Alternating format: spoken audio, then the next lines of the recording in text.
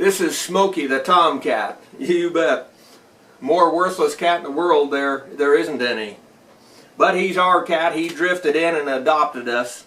So that's how it is. That's just how it is. But with that in mind, you're here for a story, aren't you? Well, I'm glad you're here.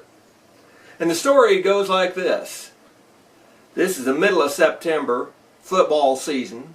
And of course, Heritage Days will be going in a couple weeks. So I'll tell you a football and Heritage Day story. Some years back, I was set up over there. I can't go anymore. My tinnitus won't let me be around loud events anymore.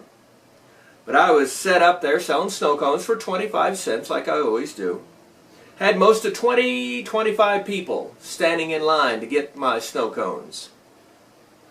Right across the street, the college had a booth set up.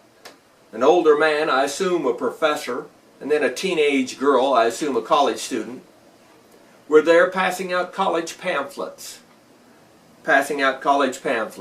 Well, all of a sudden, all hell broke loose. High wind, kind of a cold front snap come in, and for most of 2 minutes, the wind went from 0 to, I suppose, 30 miles an hour. It was crazy. Now I had 20 people standing in line, so there was nothing I could do to go over there, because that old man and the young lady were having a devil of a time trying to keep the canopy that was over them from being ripped to pieces and blown and tore all to pieces, if you will. Most of the 100 people that were standing in the immediate area, not one of them stepped up to help them. Not one. And right beside them, there was a non-profit organization, a national non-profit organization, 3 good-sized men standing there, and they had a hard time even turning their necks to look almost like they were looking down at the thing beside them, thinking that's annoying that their tent was getting ripped to pieces. That was annoying them. Of course, they was taking money from anybody that they could get, you know, for their non-profit organization, but they couldn't take 2 steps over to the next booth and try to help out. So much for non-profit organizations. Well, as I said, there was about 20-25 people standing in line, and I couldn't get out to go help.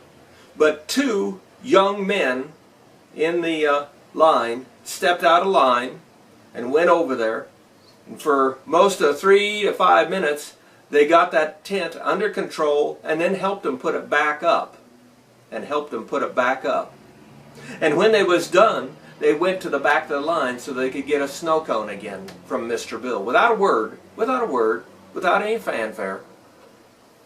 And so I stopped the line. I said, you 2, you're coming to the front of the line. And then I said, you're getting free snow cones from Mr. Bill for what you did over there, without even being asked. And those 2 young men, well, they were McCook football players, the A team, if you will, on our football team that year. And to say the least, it says and speaks very high of that program and of the young people in McCook, Nebraska. Now, I know there's a lot of people that look down at the kids thinking they're a bunch of lazy video-playing druggies. You heard it. That's what a lot of people think. And, of course, there's a lot of law enforcement that think they ought to put every one of them in prison for riding a skateboard or doing something else that kids like to do. Now, I understand that mindset. But I would remind them that 98% of the kids in McCook, and I bet your town too, are pretty good kids. And the 2% here in McCook that aren't, that are on the dark side, Mr. Bill's working on them day and night, 7 days a week. And I do it without a gun on my hip, or a taser, or a badge, or the authority of a teacher or a preacher.